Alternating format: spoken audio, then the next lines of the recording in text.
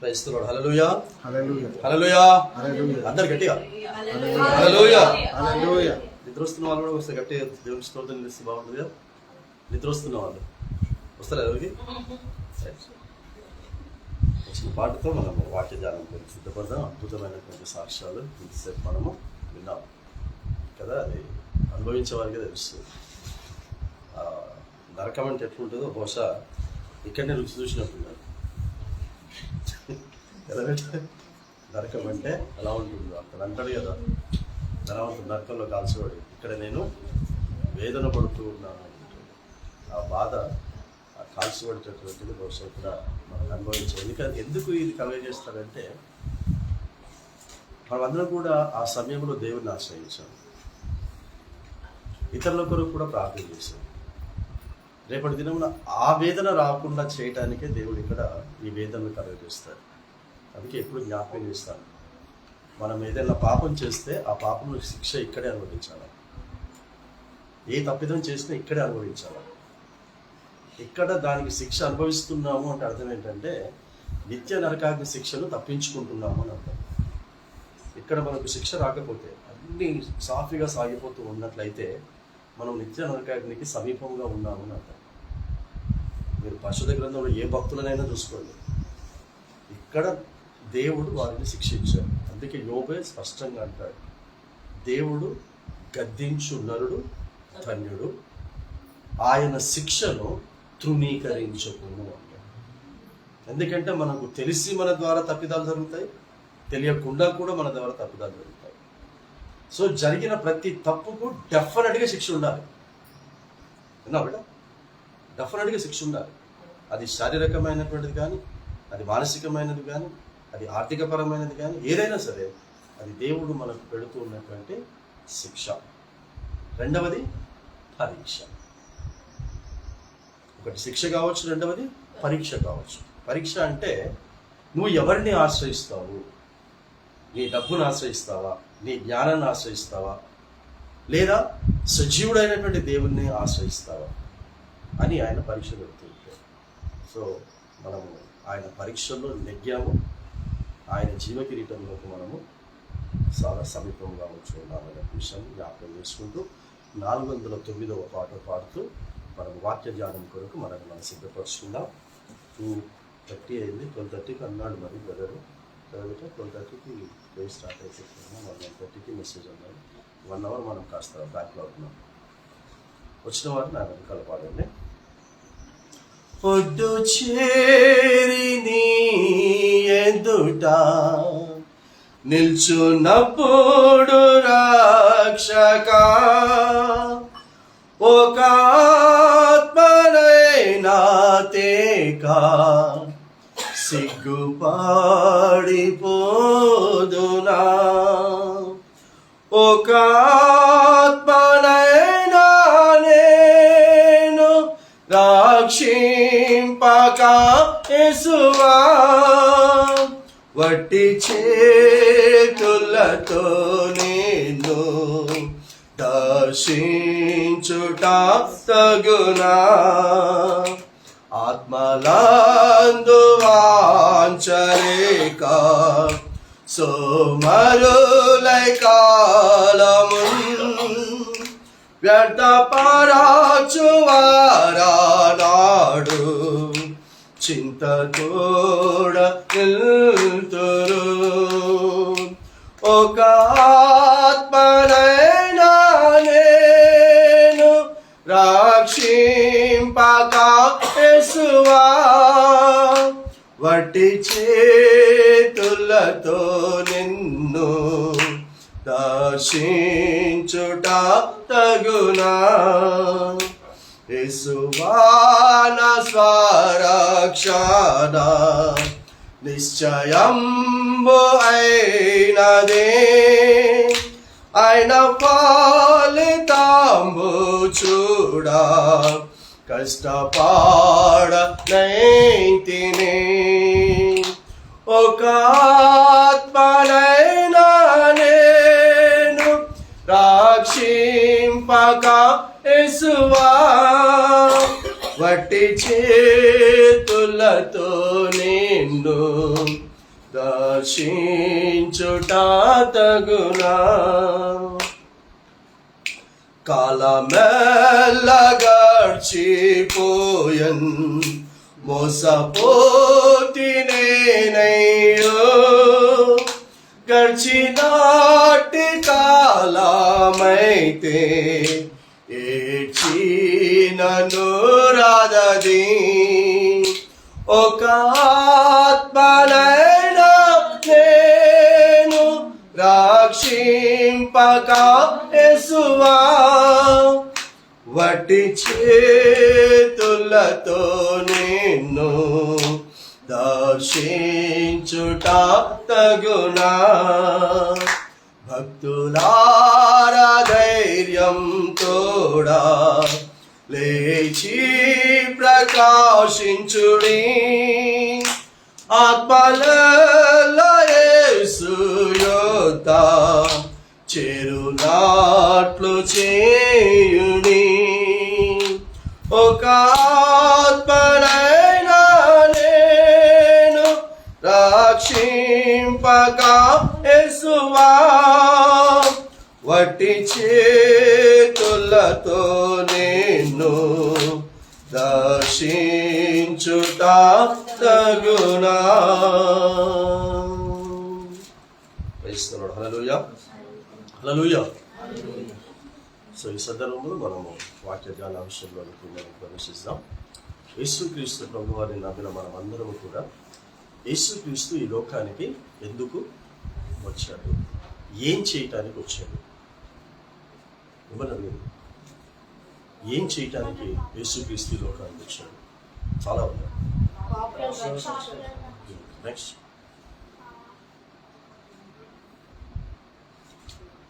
మరి పాపులను రక్షించటానికి వచ్చాడు అన్నప్పుడు మనము రక్షించబడినటువంటి పాపులమా, రక్షించబడినటువంటి పాపము లేని పరిశుద్ధులమా? ఆయన రక్షించడానికి మనకు వచ్చాడంటే మన పాపము లేకుండా బ్రతికేవాడే రక్షించబడ్డాడు అని అర్థం. ఏమాత్రం కూడా పాపము లేనివాడే రక్షించబడ్డాడు అని అర్థం. మరి ఆయన వచ్చి వెళ్ళిపోయాడు. 2021 సంవత్సరం కూడా నడుస్తూ ఉంది. వాళ్ళు వచ్చి వెళ్ళిపోయాడు. పోనీ వేరే వాళ్ళ సంగతి పక్కన పెడితే మనం పుట్టుక క్రైస్తవులమైన మనం ఆయన నమ్మాము, విశ్వసించాము. ఈ రోజు నాలో ఏ పాపము లేకుండా నేను రక్షించబడిన వ్యక్తిగా నేను బ్రతుకుతున్నాను అని మన గుండెల మీద మనం చేసుకొని మనం సమాధానం చెప్పుకోగలమా? మరి చెప్పుకోలేకపోతే మరి ఆయన వచ్చినటువంటి పని ఎప్పుడు సంపూర్తి అవుతుంది? సో రక్షించబడినటువంటి వ్యక్తిని ఎలా దేవుడు గుర్తిస్తాడు? ఆయన కొరకు రాయబడినటువంటి ప్రవచనాలు చాలా ఉన్నాయి. ఒక ప్రవచనం, యేసుక్రీస్తు ఈ లోకానికి వచ్చి ఏం చేస్తాడో స్పష్టంగా జకర్యా గ్రంథకర్త చెప్పాడు. ఎలా ఒక వ్యక్తి రక్షించబడతాడు? ప్రార్థన చేస్తే రక్షించబడరా? మరి రక్షించబడేదైతే యేసు వచ్చి ప్రార్థన చేసి వెళ్ళిపోవచ్చుగా. ఆయన మరణించాల్సి అంత భయంకరమైనటువంటి శ్రమను అనుభవించి మరణించాల్సిన అవసరం ఏముంది పెట్టి ఒక పాపి రక్షించబడటానికి? ప్రార్థనలతో పాపి రక్షించబడేటటువంటి ఆ కార్యమే జరిగితే అసలు ఆయన చనిపోయే అవసరం లేదు. అంటే ఈ రోజున అసలు ఒక వ్యక్తి మార్చబడటానికి ప్రార్థన ఒకటే సరిపోదు. ఆ వ్యక్తి రక్షించబడటానికి ఆ వ్యక్తి వెనకాలనే ప్రయాసపడుతూనే ఉండాలి. యేసు కూడా చేసింది అదే. ఒకసారి చూద్దాము యేసుక్రీస్తు ఏం చేయడానికి వచ్చాడో ఒకటి మాత్రమే చూద్దాం ఈ రోజున. జకర్యా గ్రంథం 6వ అధ్యాయము 12వ వచనాన్ని చదువుకుంటాం. అతనితో ఇట్లను సైన్యములకు అధిపతియగు యెహోవా సెలవిచ్చినదేమనగా, సైన్యములకు అధిపతియగు యెహోవా సెలవిచ్చినది ఏమనగా, చిగురు అను ఒకడు కలడు. హూ ఇస్ దిస్ చిగురు? మనకు చిగురు అంటే వ్యక్తితో పోలుస్తామా? చిగురు అంటే చెట్టుతో పోలుస్తాం. జనరల్గా చిగురు అంటే మనం ఈ పై చిగురు అనుకుంటాం. నేను లాస్ట్ టైం హౌస్ వార్మింగ్ సెరమనీకి వచ్చినప్పుడు జ్ఞాపకం చేశాను. చిగురు అంటే పైన పోల్చే మాట మాత్రమే కాదు, భూమి లోపల ఉండేటటువంటిది చిగురు. వ్రేళ్ళు లేదా దాని తీగలు అనేటటువంటిది భూమిలో ఎంత లోతుగా ఎంత పొడవుగా అది పెరిగితే పైకి వచ్చేటటువంటి చెట్టు అంత స్ట్రాంగ్గా ఉంటుంది. సో చిగురు అని ఒకడు కలడు అంటే ఆ చిగురే యేసు. ఆ చిగురే యేసు అని ఎలా చెప్పగలము అంటే దానికి కూడా రాయబడి ఉన్నాయి మాటలు. 11వ అధ్యాయం, యెషయా గ్రంథం 11వ అధ్యాయము 1వ వచనంలో ఏమంటాడో ఒకసారి చూడండి. రాసుకోగలిగిన వారు రెఫరెన్సెస్ రాసుకోండి. చిగురు అంటే ఏదో యెషయి మొద్దు నుండి చిగురు పుట్టును. యెషయి అనే చెట్టును ఎప్పుడన్నా విన్నారా? మరి యెషయి అనేటటువంటి చెట్టు యొక్క మొద్దులో నుండి నేను చిగురును పుట్టిస్తాను అని అంటున్నాడు. మరి యెషయి అనేటటువంటి చెట్టే లేనప్పుడు మరి ఈ చిగురు ఎక్కడికి వెళ్ళి వచ్చింది అంటే యెషయి అనేటటువంటిది చెట్టు కాదు. యెషయి అనేటటువంటి ఒక వ్యక్తి. ఆ వ్యక్తిని మనం త్వరగా ఎవరు అని తెలుసుకోగలము అని అంటే దావీదును కన్నటువంటి తండ్రి. ఆ యెషయికి 8 కుమారులు, 7 సౌలు యొక్క రాజ్యములో సైనికులుగా చేర్చబడ్డారు. దావీదు 8వ వాడు.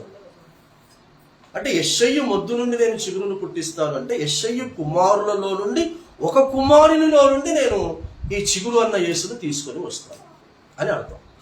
సో యెషయి మొద్దు అంటే యెషయి కుమారునిలో నుండి నేను యేసును తీసుకొని వస్తాను అని ప్రవచనం. దీనికి మరి యెషయి కుమారులలో నుండి ఒకరిని అని అనడానికి కూడా రాయబడి ఉంది. మళ్ళీ ఇర్మియా గ్రంథం 33వ అధ్యాయము 15వ వచనం. ఇది రాసేది మీ దగ్గర వాక్యాన్ని పంచుకున్నట్టు నాకు గుర్తుంది. మరి ఒకవేళ మీకు గుర్తుంటే పర్లేదు. జెరమయా 33:15.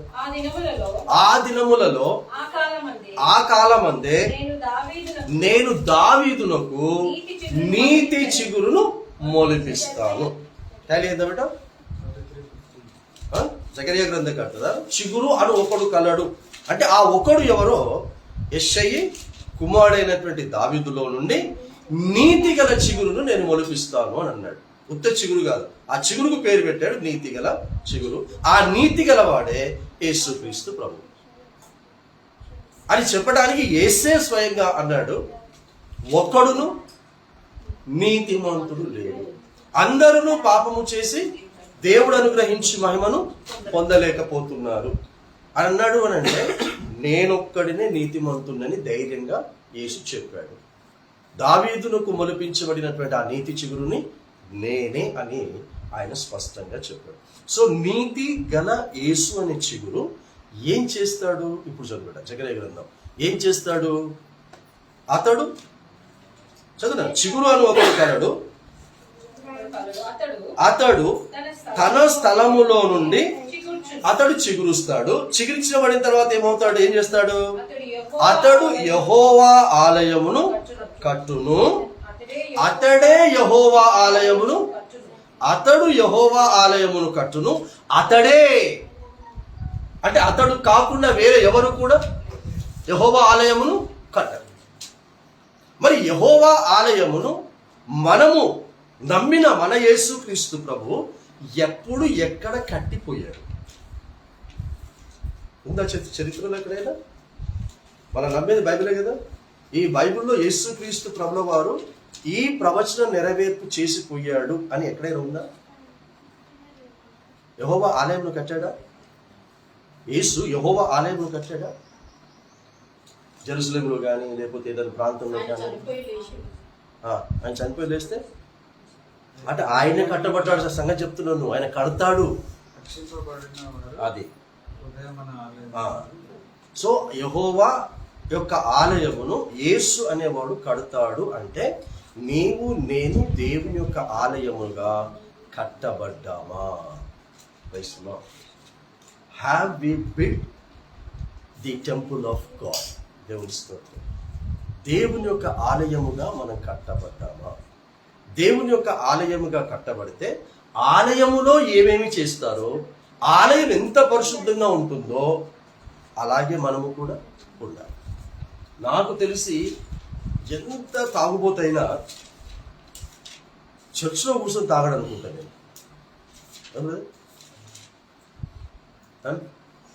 ఎంత తాగుబోతుడైనా చర్చ్లో కూర్చొని తాగుతాడు కదా. కొన్ని రోజులు చూసినారు మనం కూడా ఒకప్పుడు బాగా తాగిపోవడమే. ఎప్పుడు తాగినాము చర్చ్లో. చర్చ్ అంటే చర్చ్ కంపౌండ్లో తాగుతారు. ఫంక్షన్లు అయితే అదైతే ఇదైతే ఆ కంపౌండ్లో ఎట్లాగో పారిశ్రామిక పక్కన గ్రౌండ్ ఉంటుంది అక్కడ తాగుతారు. కానీ చర్చ్ అంటే లోపల ఆ బెంచ్లు వేసి కూర్చుని ఆ పరిశుద్ధ స్థలము అతి పరిశుద్ధ స్థలము అని ఉంటుంది కదా, ఎవరు అక్కడ? అంటే నీవు నమ్మిన నీకంటూ ఒక చర్చ్ ఉంది, ఆ చర్చ్లో కూర్చొని తాగటానికే భయపడతావు. అది తప్పు అని తెలిసినప్పుడు మరి ఇది దేవుని ఆలయం అయితే దీంట్లోకి మద్యపానం ఎలా వెళ్తుంది?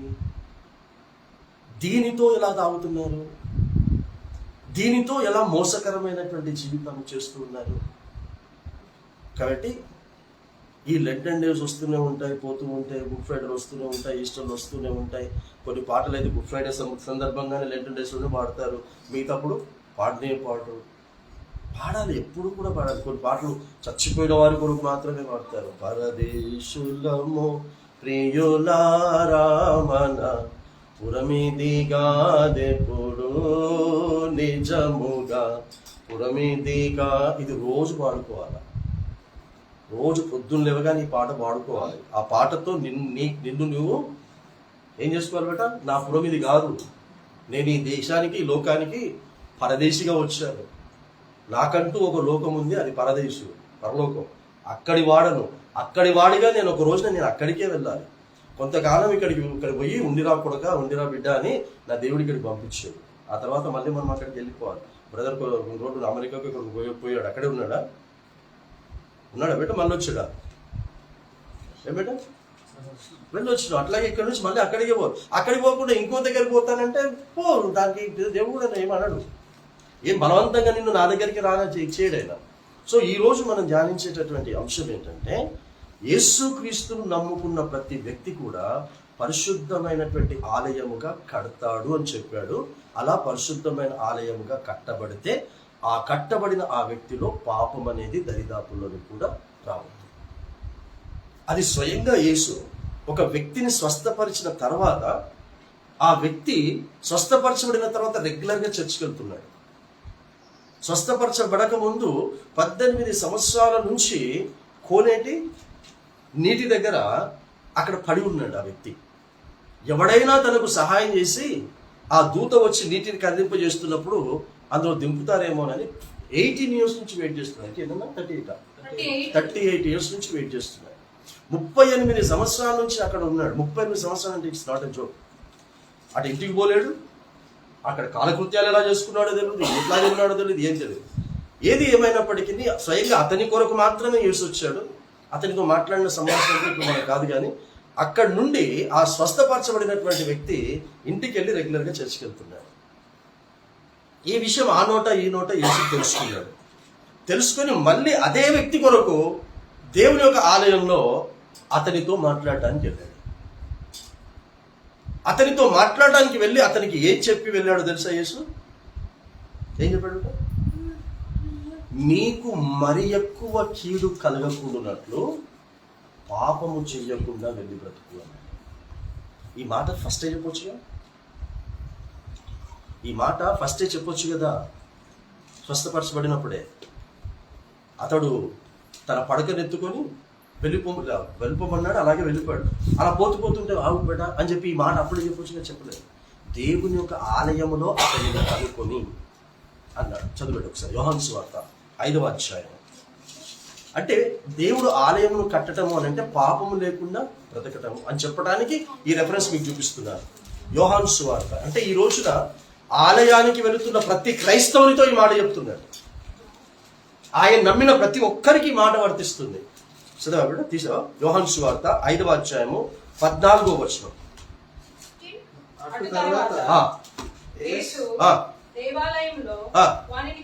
వానిని చూచి, ఎవరిని చూచి? యేసు చేత స్వస్థపరచబడిన వారిని ఆలయంలో చూసి.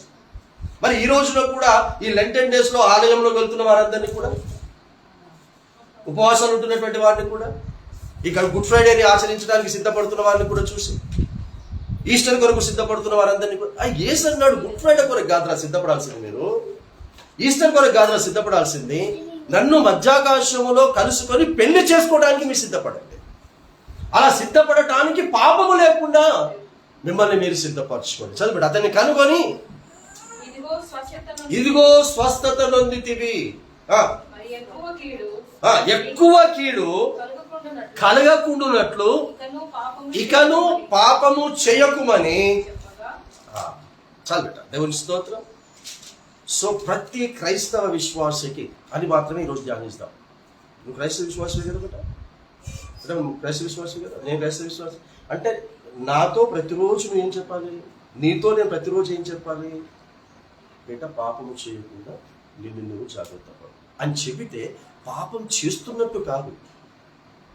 అతడు పాపం చేస్తున్నాడు కాబట్టి పాపము చెయ్యకుము అని చెప్పడం కాదు. అక్కడ చేసే అవకాశము ఏ సమయంలోనైనా రావచ్చు. సాతాను మన అదే ఎప్పుడు చెప్తున్నాను కదా, సాతాను పాపులతో ఉండడు. సాతాను పాపులతో ఉండడు, దేవుడు పరిశుద్ధులతో ఉండడు. పాపులతో ఎందుకు ఉన్నాడు?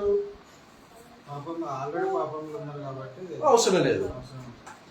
సాతాను ఎప్పుడు కూడా పరిశుద్ధులతో ఉంటాడు, నీతో నాతోనే ఉంటాడు. సో మనల్ని ఏ విధము చేతనైనా పాపం చేయించాలని ప్రయత్నం చేస్తాడు.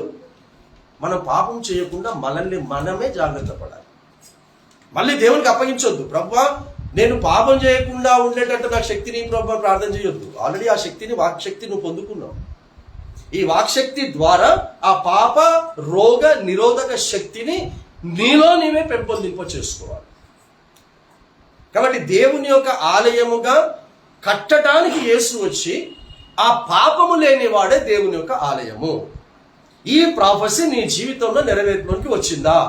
వస్తే సంతోషము, రాకపోతే ఈ వర్తమానం వింటుండగానే నేను పాపము లేకుండా బ్రతుకుతానని తీర్మానం తీసుకో. ఏమే ఈ కంటితో సాతాను ఏది చూపించినా నేను ఆశపడను అని తీర్మానం తీసుకోవాలి.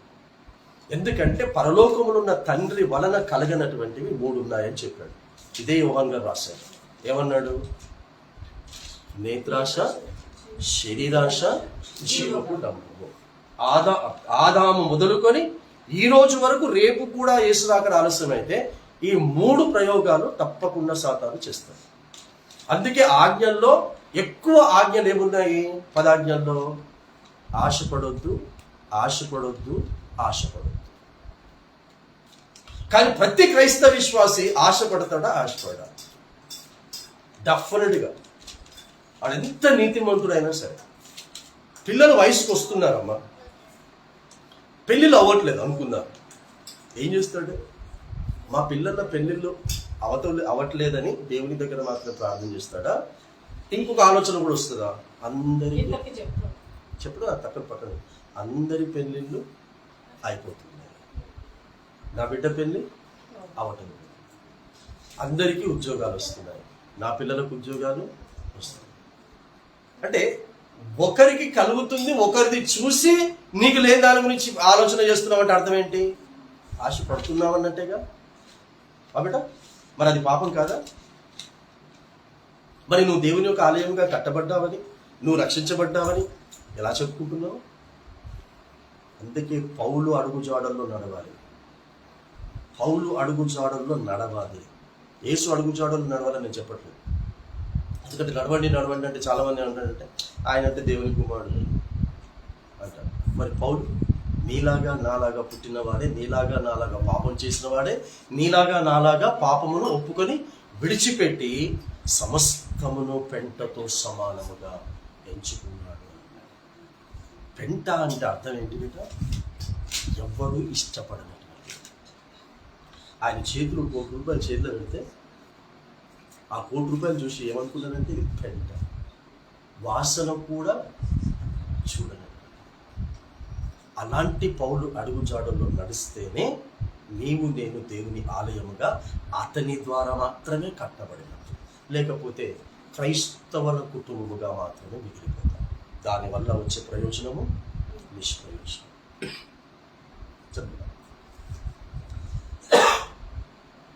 జగదేకొచ్చి అతడే యెహోవా ఆలయమును కట్టును.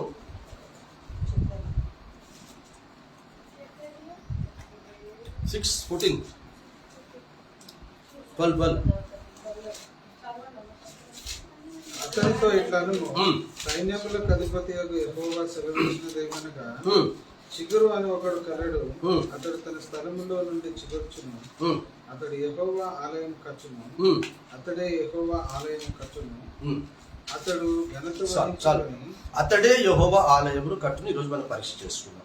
అతని తర్వాత ఎవరు కడతారు? ఇప్పుడు వెళ్ళిపోయాడు కదా. అతని తర్వాత ఇప్పుడు ఎవరు కట్టాలి? అతడే కడతాడు అని చెప్పి అతని తర్వాత కట్టేటటువంటి వారు కూడా ఉంటారని ఇక్కడే రాశాడు. అంటే నీ గురించి నా గురించి ప్రవచనం కూడా రాశాడు. తన దగ్గర ఉన్న శిష్యుల గురించి కూడా ప్రవచనంలో రాశాడు. 15వ వచనం 15th verse. దూరముగా ఉన్నవారు వచ్చి యెహోవా ఆలయమును చదవండి బేట, చదవండి. 15th verse 6. Even those who are far away shall come and build the temple of the Lord, and then shall know that the Lord of hosts has sent me to you. And this shall come to pass if you diligently obey the voice of the Lord your God. Thank you beta. Praise the Lord. Hallelujah. దూరమున ఉన్నవారు కూడా వచ్చి యెహోవా ఆలయమును కట్టుదురు. So యేసుక్రీస్తు ప్రభువు ఎన్ని ఆలయాలు కట్టిపోయాడు? ఒకటన కట్టాడు? 12. అసంపూర్తి. యేసే కట్టాడు 12, 11. అది యేసు చనిపోకముందు లేచిన దానికి ముందు కట్టలేదు. యేసు చనిపోవటానికి ముందు అసంపూర్తిగా కట్టాడు. యేసు చనిపోయి తిరిగి లేచి మళ్ళీ 40 days భూమి మీద ఉన్నాడు చూడు. 40 days. ఆ 40 daysలో ఈ 11 మందిని పర్ఫెక్ట్గా కట్టాడు. కట్టి ఇప్పుడు వారికి ఈ 15వ వచనము ద్వారా చెప్తున్నాడు, మీరు కూడా వెళ్ళి నేను మిమ్మల్ని కట్టినట్టు మీరు కూడా ఆలయాలను కట్టాలి అని అర్థం వచ్చేటట్టుగా సర్వలోకములోనికి వెళ్ళి సర్వ సృష్టికి సువార్తను ప్రకటించాలి. ఇప్పుడు యెహోవా ఆలయమును ఎలా కట్టబడుతుందని చెప్పాడు బేట లాస్ట్ లైన్లో. యెహోవా వాక్యమును శ్రద్ధగా ఆలకించుట ద్వారా మాత్రమే ఇది కలుగుతుంది. ఇప్పుడు క్రైస్తవ విశ్వాసులకు ఎంతమందికి వాక్యము వినాలనే శ్రద్ధ ఉంటుంది చెప్పండి. ఇప్పుడు నాకు వాక్యమును చదవాలనే శ్రద్ధ ఉంటుంటే చెప్పేట. ఈరోజు ఇప్పుడు టైం బహుశా 3 అవుతుంది. ఈ 3 గంటల వరకు పొద్దున లేచినప్పుడు ఇప్పటి వరకు బైబిల్ చదివాను. ఈరోజు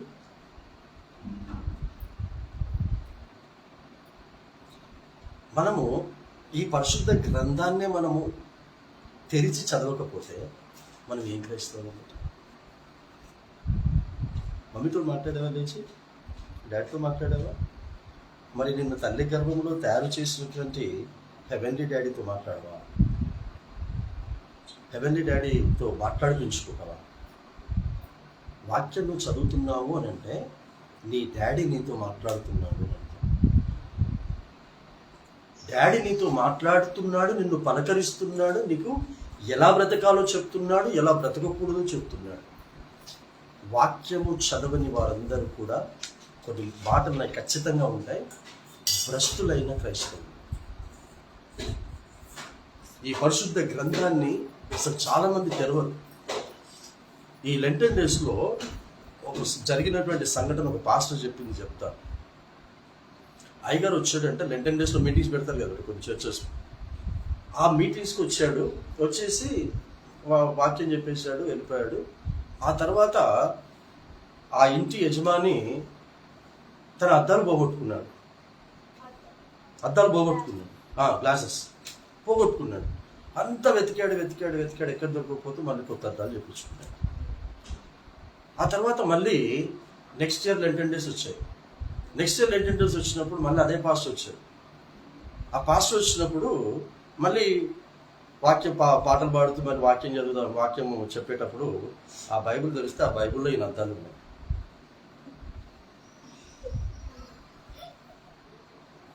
అంటే లాస్ట్ ఇయర్ లెంటన్ డేస్లో ఆ లెంట్ మీటింగ్లో బైబిల్ తెరిచాడు. అయిపోయిన తర్వాత అద్దాలద్దులో పెట్టి మూసేశాడు. మళ్ళీ ఎప్పుడు తెరిచాడు? ఆయనకు రోజు ఆ బైబిల్ చదివే అలవాటు ఉంటే ఆ పైసలు మిగిలేటి కదా, కనీసం ఆ ఫేవరంగా జరిగేది కదా. అంటే నువ్వు ప్రతిరోజు బైబిల్ చదివితే కనీసం నీ డైలీ నెసెసిటీస్ అన్నా తీర్చబడతాయి. నీ అవసరతలన్నా తీర్చబడతాయి. కాబట్టి first priority we have to give to read the Bible, meditate the Bible, to preach the Bible. దేవుడు నిన్ను నన్ను ఎందుకు పుట్టించాడంటే దీన్ని చదువుతామని, దీన్ని ధ్యానిస్తామని, దీన్ని బోధిస్తామని. ఈ 3 మన జీవితంలో లేకపోతే అసలు నువ్వు మనిషిగా పుట్టినందుకు నిన్ను నువ్వు సిగ్గుపడాలి. అసలు క్రైస్తవ కుటుంబంలో పుట్టినందుకు అసహించుకుంటాడు దేవుడు. ఈ 3 ఈ పరిశుద్ధ గ్రంథం ద్వారా నువ్వు చేయకపోతే. స్వయంగా యేసే తన వాడుక చొప్పున ఆలయానికి రెగ్యులర్గా వెళ్ళాడు అంటాడు. వాడుక చొప్పున వాక్యమును చదివాడు, వాడుక చొప్పున వాక్యమును బోధించాడు. మరి యేసును నమ్మిన మనము కూడా ఆ వాడుక మనకు లేకపోతే క్రైస్తవులు కాదు కదా. క్రైస్తవులు. సో ఈ రోజున దేవుని ఆలయముగా దూరముగా ఉన్నటువంటి ఆ అపోస్తుల ద్వారానే నువ్వు నేను కట్టబడ్డాము అని పౌలు చెప్తాడు. ఎఫెసీయులకు రాసిన పత్రిక 2వ అధ్యాయం 20వ వచనం చదువుట. అపోస్తులుడైనటువంటి పౌలు ఎఫెసియన్స్ 2వ అధ్యాయం 20వ వచనము చదువుట. ఈ దూరం ఉన్న వారు వచ్చి యెహోవా ఆలయమును కట్టుదురు అన్నదానికి రెఫరెన్స్ చూపిస్తున్నారు. క్రీస్తు యేసే ఈ ఇల్లు కట్టేటప్పుడు మూలరా వేశారు. అప్పుడు ఇల్లు కట్టేటప్పుడు మూలరా వేస్తారు కదా. అంటే ప్రతి ఇల్లు కట్టాలంటే మూలరాయి ఉండాలి. అంటే దేవుడు నివసించే ఇల్లు అయిన దేవుని ఆలయానికి కూడా మూలరాయి ఉంది. ఆ మూలరాయి ఎవరు అంటున్నారు? క్రీస్తు యేసే ముఖ్యమైన మూలరాయి ఉండగా. అంటే ఒక వ్యక్తి మార్చబడాలంటే నేను ఏం వాక్యం చెప్పాలి? క్రీస్తు యేసు గురించి మీకు చెప్పాలి. క్రీస్తు యేసు డిసెంబర్ 25వ తారీఖున పుట్టాడని చెప్పడం కాదు. క్రీస్తు యేసు ఎందుకు పుట్టాడు అది చెప్పాలి. క్రీస్తు యేసు ఎందుకు చనిపోయాడు చెప్పాలి. క్రీస్తు యేసు శిలువ మోసిన వెయిట్ ఇంతనట. ఏం చేసుకో నీకు పెట్టా. ఆయన వెయిట్ ఇంత, ఆయన హైట్ ఇంత, ఆయన ఇవన్నీ వ్యర్థం.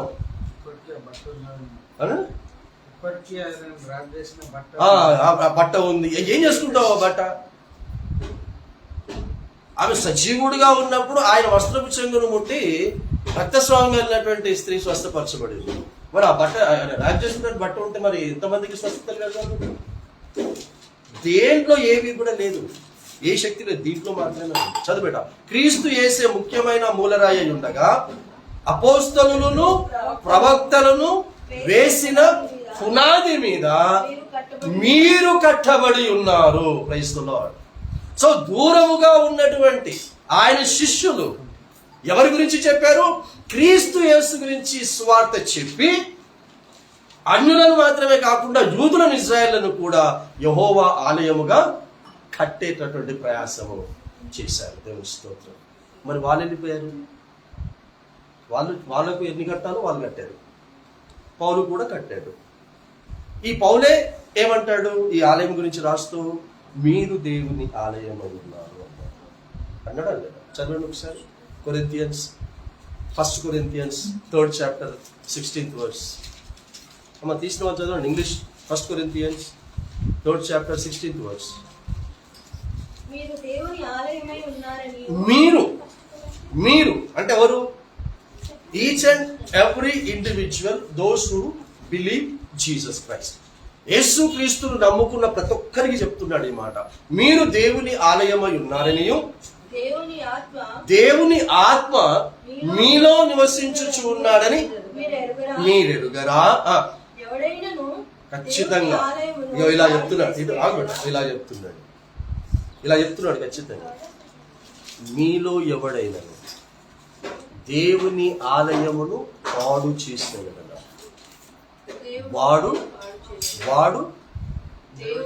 వాడిని సాతాను పాడు చేస్తాడు.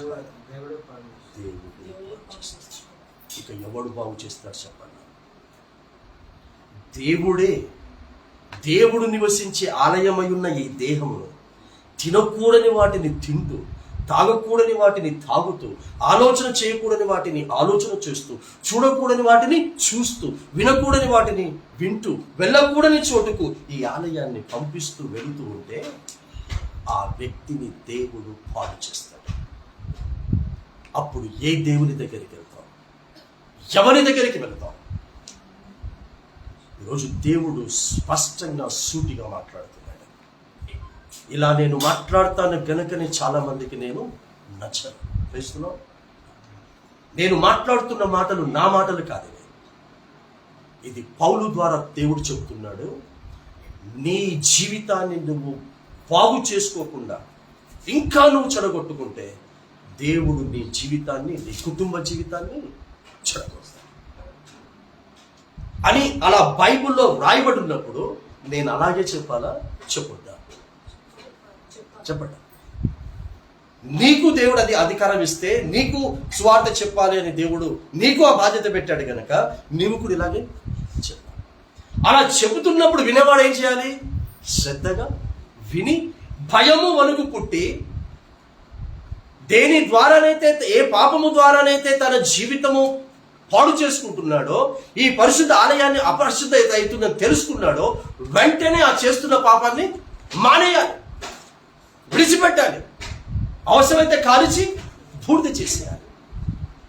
అలా చేయకపోతే ఇక్కడ శిక్షిస్తాడు దేవుడు, నిత్య నరకాగ్నిలో కూడా శిక్షిస్తాడు.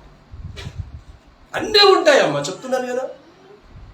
ఆ పాపం చేసేవాడికి అన్నీ ఉంటాయి, కానీ ఏది కూడా తృప్తిగా అనుభవించకూడదు. దేవుని స్తోత్రం. అనుభవించాడు. ఇప్పుడు యోబు గారిని తీసుకుందాం. యోబు గారికి అన్నీ ఉన్నాయా లేదా? తృప్తి ఉంది? తృప్తి లేదు. పిల్లల్ని చంపక ముందు తృప్తి లేదు. ఏమి ఆ సాతానును పంపించి అతనికి కలిగిన దాన్ని ఏమి తీసేయనప్పుడు కూడా ఆయన తృప్తి లేదు.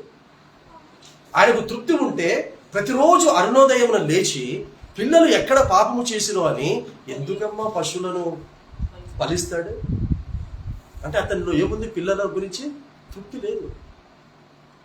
పిల్లలు ఎక్కడ పాపము చేసినో అని ఒక భయము, ఆందోళన. నేను లాస్ట్ సంవత్సరంలో గుర్తు చేశాను కనుక యోబు మాత్రమే దేవుని యందు బాగుంటుంది, కానీ యోబు కుటుంబం కాదట. కానీ కొర్నేలి దగ్గరకు వచ్చేసరికి కుటుంబం అంట. సో దేవునికి కావాల్సింది కుటుంబం అంతా కావాలి. భర్త రక్షించబడి భార్య రక్షించబడకపోతే, భార్య రక్షించబడి భర్త రక్షించబడకపోతే, ఆ తల్లిదండ్రులు రక్షించబడి పిల్లలు రక్షించబడకపోతే దేవుడు సంతోషంగా ఉన్నాడు. నిన్ను ఒంటరిగా ఉన్నటువంటి పురుషునికి ఒక స్త్రీని భార్యగా ఎందుకు ఇచ్చాడు? వారి ద్వారా పిల్లల్ని ఎందుకు ఇచ్చాడంటే ఒక దినమున వారందరూ కూడా దేవుని కుటుంబముగా, దేవుని ఆలయముగా పాపము లేకుండా బ్రతుకుతారు. కాబట్టి దేవుడు వారిని పాడు చేయును అని ఎక్కడి నుంచి స్టార్ట్ చేశాడు? ఇది ఆదాము దగ్గర నుంచి స్టార్ట్ చేశాడు. దేవుని ఆలయంగా కట్టుకున్నాడా లేదా ఆదాము? బిడ్డ చెప్పాలి, తనుకోద్దు. దేవుని ఆలయమా కాదా ఆదాము? ఎందుకు దేవుని ఆలయము?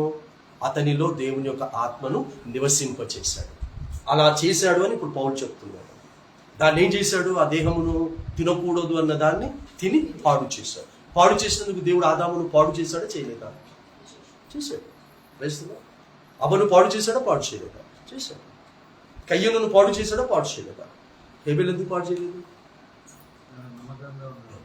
వేస్తున్నా అంటే తన తండ్రి ద్వారా విన్నాడు, తను ఎలా పుట్టాడో విన్నాడు, ఎలా దేవుని తోటలో ఉండేనో చెప్పాడు, ఎందుకు దేవుని తోటలో నుంచి వెళ్ళగొట్టబడ్డాడో చెప్పాడు. అవన్నీ చెప్పినప్పుడు హేబెలు విని భయము వణుకుతో నేను దేవుణ్ణి బాధ పెట్టే పని చెయ్యను, దేవునికి కోపమును తెప్పించే పని చెయ్యను అని తీర్మానం తీసుకొని భయము, భక్తి, శ్రద్ధతో ఆ మాటలను విని దేవుని యొక్క ఆలయముగానే ఉన్నాడు హేబెలు కనుక దేవుడు అతన్ని పాడు చేయలేదు. మనిషి అసూయతో చంపగలిగాడు కానీ అతని ఆత్మను మాత్రం చంపలేకపోయాడు. అతని స్వరాన్ని దేవుడే విని దేవుడే భూమి మీదకి దిగి వచ్చేటటువంటి గొప్ప చరిత్ర హేబెలుది. అలాంటిది జీవితం మనకు కావాలి. మనుషులు మనల్ని అర్థం చేసుకున్నా చేసుకోకపోయినా దేవునికి ఇష్టమైన జీవితాన్ని మనం జీవించాలి. ఇదే ఆలయం గురించి 6వ అధ్యాయం 19వ వచనంలో ఏమన్నాడు చూడబెట్ట. కొరింథియన్స్ 6:19. మీరు అంటే అర్థం కాదని మీ దేహము అంటాడు. ఇప్పుడు ఇక్కడ దేవుని వలన మీకు అనుగ్రహింపబడి ఏది బెట్ట? దేహము దేవుని వలన మనకు అనుగ్రహింపబడింది. ఉద్యోగం ఎవరి ద్వారా అనుగ్రహించబడిందని సాక్ష్యం చెప్తావు? దేవుని ద్వారా ఉద్యోగం అనుగ్రహించబడిందా? దేవుని ద్వారా ఉద్యోగం అనుగ్రహించబడితే ఎలా చేసుకున్నానని సాక్ష్యం చెప్పావు బిడ్డ? ఎలా చేసుకోవటానికి వెళ్ళామని సాక్ష్యం చెప్పావు? నిద్రలో నుంచి లేవటానికి కూడా ఓపిక లేదు, నిలబడటానికి ఓపిక లేదు, నడవడానికి ఓపిక లేదు. ఇక్కడ నుండి దాదాపు సంగారెడ్డి దాకా మెట్రో వెళ్ళాలి, మియాపూర్ దాకా వెళ్ళాలి, అక్కడ నుంచి మళ్ళీ వేరే ట్రాన్స్పోర్ట్ పట్టుకోవాలి, మళ్ళీ అక్కడ నుంచి రావాలి. శరీరం సహకరించడం. దేవుడు అనుగ్రహించిన ఉద్యోగమును కాపాడుకోవటానికి, పోషించబడటానికి ఇంత భయము, ఇంత శ్రద్ధ నీకుంటే, అనుగ్రహించబడిన ఉద్యోగం కొరకే అనుగ్రహించబడిన దేవుని ఆలయమై ఉన్న ఈ దేహము గురించి నీకు ఎంత ఉండాలి? ఏమే లేవటానికి ఓపిక లేకుంటే నువ్వు వెళ్ళావే, అంత దూరం వెళ్ళొచ్చి ప్రార్థన చేశావే, మరి నీకు జ్వరం వచ్చిందని చెప్పి వెయ్యి మొదటి జామున లేచి ప్రార్థన చేయకుండా ఉంటారు. ఉంటారా? జ్వరం వచ్చింది రోజు అని పడుకుంటారు. అలాగే కుటుంబ ప్రార్థనలు ఉండవు, వ్యక్తిగత ప్రార్థనలు ఉండవు, ఏమి ఉండవు. ఏంటంటే నాకు శరీరం సహకరించడం లేదు. మరి శరీరం సహకరించకపోతే దేవుడు అనుగ్రహించిన ఉద్యోగం కొరకు ఎందుకు వెళ్ళావు? దేవుని ద్వారా అనుగ్రహించబడినటువంటి ఎగ్జామ్స్ రాయడానికి వెళ్ళావే. అంటే ఈ లోకంలో బ్రతకటానికి, దేవుని ద్వారా అనుగ్రహించబడినవన్నీ కూడా చేసుకోవటానికి ప్రతికూల పరిస్థితుల్లో చేస్తున్న మనము, అదే ప్రతికూల పరిస్థితి దేవుని ద్వారా కలిగినప్పుడు దేవుని ద్వారా ఇవ్వబడిన ఈ ఆలయము ద్వారా ఏమేమి చేయమన్నాడో చెయ్యాలి. దేవునికి స్తోత్రం. దేవుని మహిమ నిమిత్తం చెప్తున్నాను. ఈ కోవిడ్ టైంలో కూడా కోవిడ్ పేషెంట్స్, కోవిడ్ వచ్చిందని తెలిసి కూడా అన్న ఒక్కసారి వచ్చి ప్రార్థన చేసుకోమన్నా అంటే వెళ్ళిన దేహం ఈ దేహం బిడ్డ, క్రైస్తవులు వారి మీద చేతులు పెట్టి ప్రార్థన చేసిన దేహం ఈ దేహం. అయినా దీనికి దేవుడు కోవిడ్ రానియలేదు కదా. ఒకవేళ వచ్చి వెళ్ళిపోయిందేమో నాకు తెలీదు, but I never enter in to the hospital for the treatment. అంటే నేను వెళ్ళిన వారు తప్పు అని నేను అనట్లేదు. అంటే దేవుని ద్వారా మనకి ఇవ్వబడిన దీన్ని దేవుని కొరకే ఉపయోగించండి, తర్వాత నీ కొరకు ఉపయోగించుకో. ఆ శరీరములో కించిత్తు కూడా హాని రానియడు. అది బైబిల్లో స్పష్టంగా రాశాడు. వచ్చిన ప్రతిసారి జ్ఞాపకం చేస్తాను. సామెతల గ్రంథం 4:20-21-22 దేవుని మాటలను శ్రద్ధగా విని వాటిని హృదయములో భద్రపరుచుకొని ఈ శరీరముతో విన్న వాక్య పద్ధతి ప్రకారంగా బ్రతికితే సర్వ శరీరములకు ఆరోగ్యము కలుగచేయును అని ఉన్నది. అంటే నీ ట్రీట్మెంట్ ఎక్కడుంది చెప్పండి? ఇప్పుడు 65,000 బెటర్ ట్రీట్మెంట్స్. ఇప్పుడు నేను ఇక్కడ నిలబడి వాక్యం చెప్తున్నాను, ఇది నీ సర్వ శరీరములకు ట్రీట్మెంట్ ఇస్తున్నాను. 8,000 ఇస్తావు బేట. This is free of cost. Hallelujah. మీరు ఉచితముగా పొందితే ఉచితముగా ఇవ్వండి. ఇప్పుడు ఇక్కడ ఎవ్రీ మంత్ ఫస్ట్ సాటర్డే ఇక్కడ ప్రేయర్ మీటింగ్ పెట్టడం వల్ల ఆయనకి ఏమొస్తుంది? ఇప్పుడు ఇంతమందికి తెలిసి ఇక్కడ మీటింగ్ అవుతుందని మన బంధువుల్లోనే, మన దాంట్లోనే ఎంతమంది వస్తున్నారు? అంటే దీని యొక్క గొప్పతనం తెలుసుకొని కూడా రాలేకపోతుంది. మళ్ళీ అదే ఇక్కడికైనా దూరం పోవాలంటే నీ దగ్గర పెట్టుకొని దాన్ని ఉపయోగించుకోకుండా నువ్వు దూరం వెళ్తే అది నిష్ప్రయోజనం. చదువుట, మీ దేహము దేవుని వలన మీకు అనుగ్రహింపబడి, చదువుతాను 6:19, నాట్ ప్రొవర్బ్స్ బేట, అది అయిపోయింది, అది చదివే అవసరం లేదు. 1 Corinthians 6:19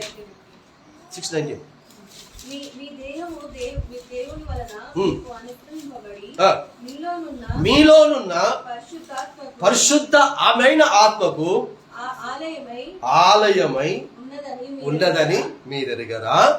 మీరు మీ సొత్తు కారు, విలువ పెట్టి కొనుక్కున్నాడమ్మా మనల్ని.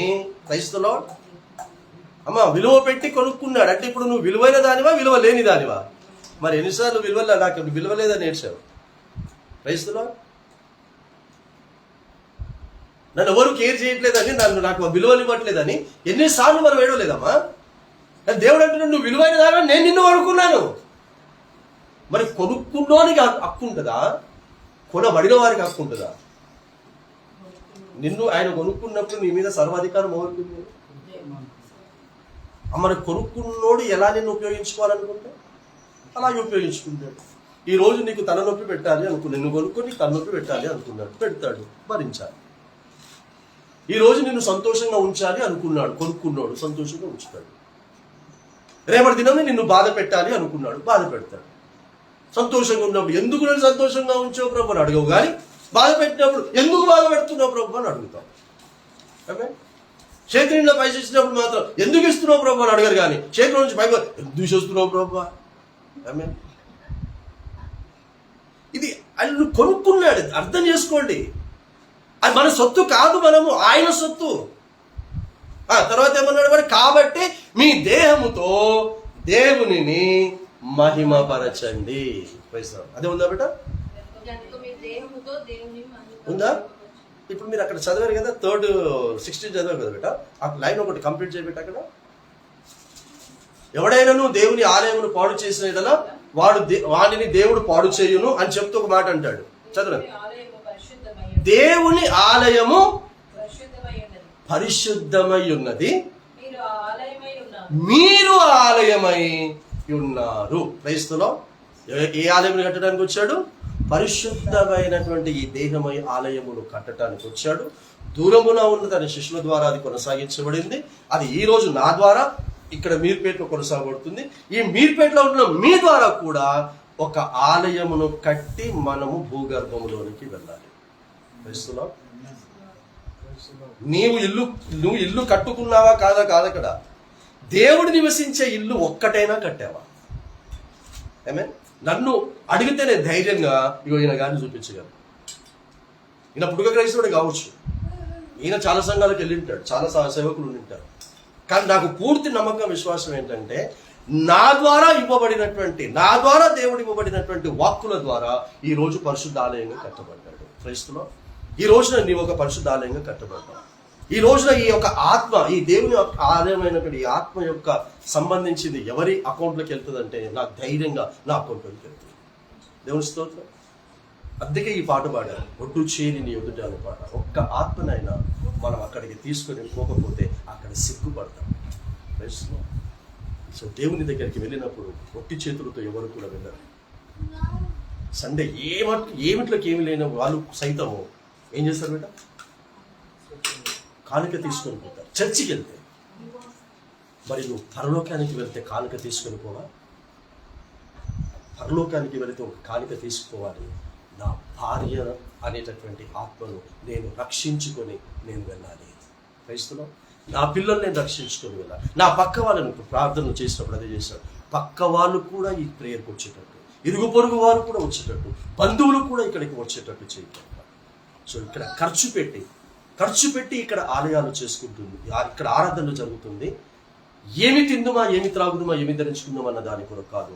దేవుని యొక్క ఆలయమై ఉన్న పట్టణం, పరిశుద్ధ పట్టణమైన పరలోక రాజ్యము పరిశుద్ధులతో నింపబడటానికి. సో ఆ విధంగా ఇక్కడ జరిగేటటువంటి ఈ కూడికలు రానున్న దినాల్లో తప్పకుండా ఏం కావాలి బిడ్డ? ఈ స్థలం నుంచి దేవుని యొక్క పరిశుద్ధ ఆలయాలుగా కట్టబడాలి. అది ఒక్కరు వచ్చినా సరే ఇది ఆగిపోవద్దు, కొనసాగబడాలి. దేవుని స్తోత్రం. ఎవరూ రాకపోయినా భార్యాభర్తలుగా మీరు ఇద్దరు ఉన్నా ఇది ఆగిపోవద్దు, ఇది కొనసాగబడాలి. దేవుని స్తోత్రం. దేవుని సన్నిధికి ఎంతమంది వస్తున్నారు కాదు, ఎంతమంది రక్షించబడుతున్నారు, ఎంతమందికి సువార్త అందించవద్దు. చక్కగా చెప్పాడు. ప్రార్థన చేసాము, చెప్పాము, వాక్యం చెప్పాము, ప్రార్థన చేశాము. ఈరోజు ఏమైంది? మారాడా లేదా? ఏం బ్రదర్? రక్షించబడి ఈరోజు ఇంత ఆసక్తితో మీరు వాక్యం వింటున్నారంటే అర్థం ఏంటి? దేవుని యొక్క పరిశుద్ధమైనటువంటి ఆత్మ మీలో ప్రవేశించింది అని అర్థం. అందుకే నేను కొన్నిసార్లు చెప్తూ ఉంటాను, మేము రక్షించబడ్డాం అని ఉంటారు చూడండి. వాళ్ళకంటే కూడా రక్షింపబడుతున్నటువంటి వీరే చాలా శ్రేష్టమైనటువంటి వారు అని చెప్తున్నారు. ఎందుకంటే వీళ్ళంతా భ్రమలో ఉన్నారు, రక్షించబడ్డామన్న భ్రమలో ఉన్నారు. వీరేమో రక్షించబడి అందులో ఉన్నటువంటి రుచిని ఆస్వాదిస్తున్నటువంటి వారు. సో బ్రదర్, దీన్ని కొనసాగించండి, దీన్ని ఆపకండి. డెఫినెట్గా ఇది మనకు శాశ్వతమైనది కాదు, శాశ్వతమైనది యేసు రహస్య రాకడ. క్రైస్తవ బర్త్డే అయిపోయింది, డెత్ డే అయిపోయింది, రిజరక్షన్ డే అయిపోయింది, ఒకటే మిగిలింది ఇప్పుడు, యేసు రహస్య రాకడ.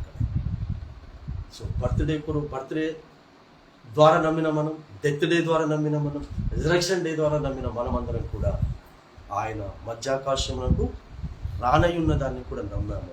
దాని కొరకు పరిశుద్ధ ఆలయములుగా కట్టబడి దాన్ని కాపాడుకుంటూ దాన్ని పాడు చేయకుండా సిద్ధంగా ఉండటానికి పరిశుద్ధాత్మ దేవుడు నీకు నాకు మనందరికీ సహాయము చేయదు కాక. మనకి అవకాశం కలిగజేసినటువంటి తిమోతి గారికి మన కుటుంబ సభ్యులైనటువంటి అందరికీ కూడా నా హృదయపూర్వకమైనటువంటి వందనాలు తెలియజేస్తున్నాను. God bless you. Thank you very much.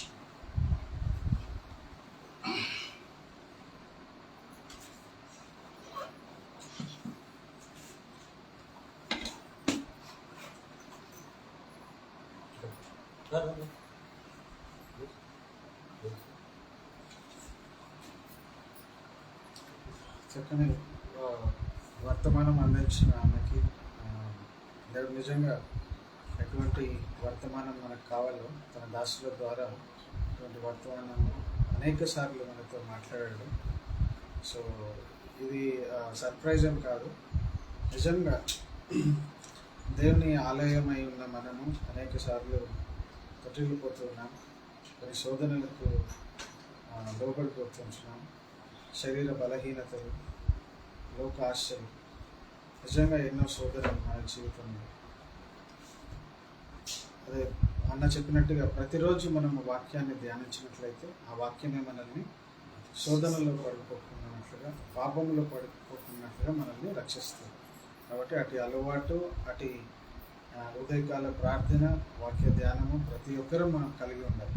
కొన్నిసార్లు మనం లేటుగా లేస్తూ ఉన్నాం, వాక్యాన్ని సరిగా ధ్యానించుకోలేకపోతున్నాం. కాబట్టి మరొకసారి దేవుడు వాక్యం ద్వారా మనల్ని హెచ్చరించాడు. కాబట్టి ఆ విధంగా మనం ముందుకు కొనసాగాలని ప్రార్థన చేసుకున్నాం. నేను ప్రార్థన చేస్తాను, ఆ తర్వాత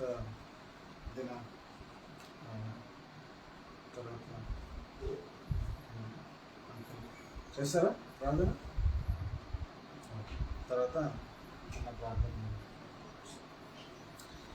స్తోత్రములు స్తోత్రములు నాయన యేసయ్యా, మీ ఘనమైన నామమునకు స్తుతులు స్తోత్రములు చెల్లిస్తున్నాం. అయ్యా, మీ దాసుని ద్వారా మీరు మాతో మాట్లాడారు, హెచ్చరించారు. ఇదిగో మీరు నా ఆలయమై ఉన్నారని మీరు సెలవిచ్చారు. తండ్రి, ఆ ఆలయమును పాడు చేసే రైట్ ఎవరికి లేదు తండ్రి, మాకైతే అస్సలు లేదు. తండ్రి ప్రభా, అటు భయమును అటు జ్ఞానమును మేము కలిగి ఉండి ఈ లోకములో తండ్రి ప్రభా అనేకులకు ఇదిగో మేము దేవుని ఆలయమై ఉన్నాము అని కనపరుచుకోవాలి తండ్రి ప్రభా. ఆ విధముగా మమ్మల్ని మేము సరి చేసుకొని జీవించటకు చూపించాము. అనేక సందర్భాలలో మేము తరిసిపోయాము నాయన. అనేక మార్లు తండ్రి ప్రభా ఈ ఆలయాన్ని మేము తగ్గించాము నాయన, ఈ ఆలయాన్ని భ్రష్టుపరిచాము నాయన. మమ్మల్ని క్షమించాము. మరి ఒక్కసారి మీ యొక్క పాదాల చెంత చేరి ఉన్నాము. మమ్మల్ని మేము సరి చేసుకుని వాక్యం అనే తండ్రి ప్రభా మరి ఆ యొక్క డాలుని ఎప్పుడు మేము కట్టుకొని తండ్రి ప్రభా ముందుకు వెళ్ళటకు నిజంగా తండ్రి ప్రభా దాసుని నడిపించిన విధానాన్ని బట్టి మీ వందనాలు. తన పరిచర్యను తన కుటుంబాన్ని మీ చేతికి అప్పగించుకుంటున్నాను. అదేవిధంగా తండ్రి ప్రభా మేము మాత్రమే కాదు తండ్రి ప్రభా, ఈ కుడికి అనేక మంది రావాలి, అనేక ఆలయాలు ఇక్కడ కట్టబడాలి నాయన, మీకు వందనాలు. ఆ విధంగా మేము ప్రార్థన చేయుటకు, ప్రయాసము చేయుటకు కృప చూపమని ప్రార్థిస్తున్నాం. మరి వాక్యాన్ని బట్టి మీకు వందనాలు చెల్లిస్తూ వాక్యాన్ని ప్రభావ మరి పంచినటువంటి దాసుని కొరకు ప్రార్థిస్తున్నాం. పరిచర్యను మీ చేతికి అప్పగించుకుంటున్నాం. ఆ పరిచర్యకు మేము కూడా సహకరించుట కృప చూపించాం. అనేక మంది రక్షించబడాలి, అనేక ఆలయాలు కట్టబడాలి. అయ్యా, వ్యక్తిగతంగా మేము వెళ్ళకపోయిన తెలుపు ప్రభావ మేము నడిపించేవారముగా సహకరించేవారముగా ఉంటే కృప చూపించాలి. అది మా శక్తి కాదు, మా యొక్క గొప్పతనము కాదు నైనా. దేవా, మీరు మమ్మల్ని నడిపించారు. అది మీ ప్రణాళిక అయి ఉన్నది తండ్రి. మేము అనుకుంటే ఈ రోజు ఈ కూడిక జరగలేదు తండ్రి. మీరు ఏర్పాటు చేసినారు కనుక, మీరు పూనుకున్నారు కనుకనే తెలుసు ఈరోజు ఈ కూడిక జరిగింది. ఆ విధంగా తండ్రి ప్రభా మమ్మల్ని నడిపించమని ప్రార్థిస్తున్నాం.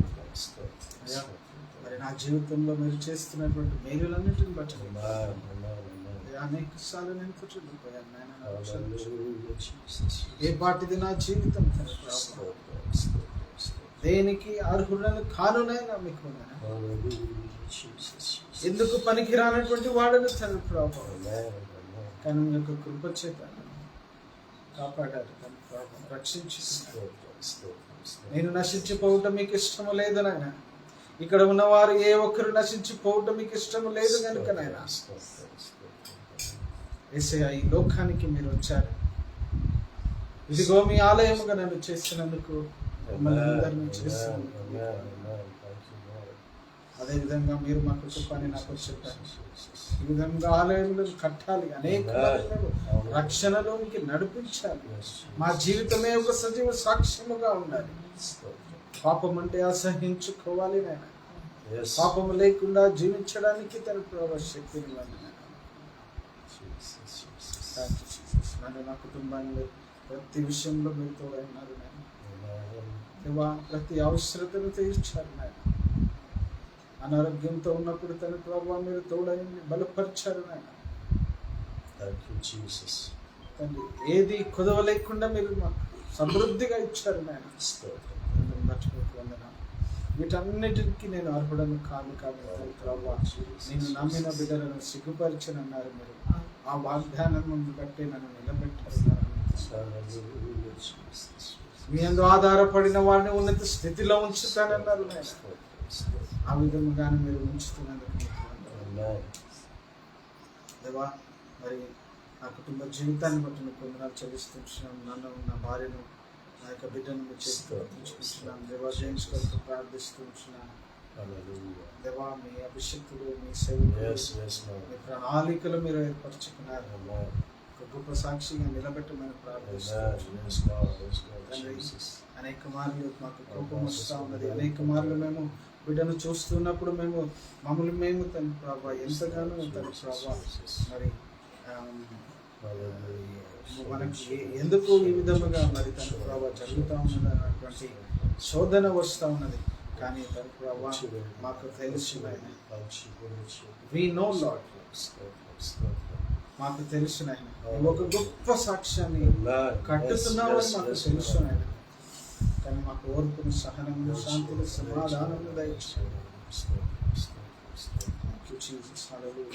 నా ఉద్యోగంలో, నా భార్య ఉద్యోగంలో మీరు తోడైండి నడిపిస్తున్నందుకు మీకు వందనాలు. మీకు మహిమార్థకరముగా మేము ఉండటకు చూపించండి.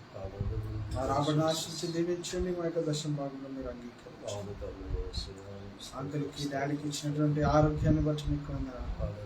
ఆయన అనేక సందర్భాల్లో తన ప్రభావ మరి అంకుల్ ఒక బలహీనతలు చూస్తున్నప్పుడు తన ప్రభావ మరి మేము భయపడ్డామని ఆయన. కానీ మా యొక్క ప్రార్థన మీరు ప్రతి క్షణం ఆలకిస్తున్నాయన. ప్రతి విషయంలో మీరు శక్తినిచ్చి నడిపిస్తున్నారు. ప్రభావ ఆ యొక్క పన్ను నొప్పిని సంపూర్తిగా తొలగించండి నేను మీకు వందనాలు. కాలంలో ఉన్నటువంటి నొప్పిని, ప్రతి శరీరంలో ప్రతి బలహీనతను దూరపరచండి. డాడీకి ఉన్నటువంటి ఆ యొక్క కాళ్ళ బలహీనతను దూరపరచండి నేను మీకు వందనాలు. ప్రతి విషయంలో మీరు తోడండి, రాకపోకలను మీరు తోడండి నడిపించండి. తన ప్రభావ మరి బబులను మరి చిన్న కొరకు ప్రార్థిస్తున్నాం. నేను ఆమె పాదములకు